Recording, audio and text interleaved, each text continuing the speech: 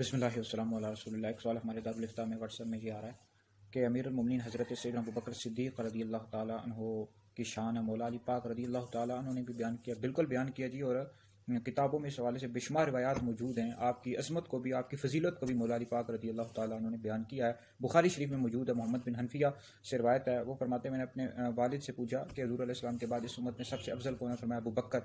پھر پوچھا کون ہے؟ تو فرمایا حضرت عمر۔ تو بہرحال مولا علی پاک رضی اللہ تعالیٰ عنہ نے حضرت سیدنا ابوبکر صدیق رضی اللہ تعالیٰ عنہ کی فضیلت کو بیان کیا کہ حضور علیہ السلام کے بعد سب سے افضل اس امت میں ابوبکر صدیق رضی اللہ تعالیٰ عنہ ہیں۔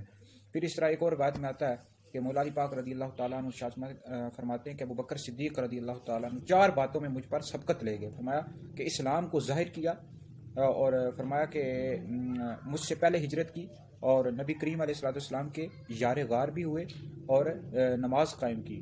تو بہرحال یہ ہے کہ یہ مولا علی پاک رضی اللہ تعالیٰ عنہ نے آپ کی شان کو، عظمت کو بیان کیا، اور دیگر بھی کتابوں میں، روایات میں آتا ہے کہ مولا علی پاک رضی اللہ تعالیٰ عنہ نے ابوبکر صدیق رضی اللہ تعالیٰ عنہ کی شان اور عظمت کو بیان کیا۔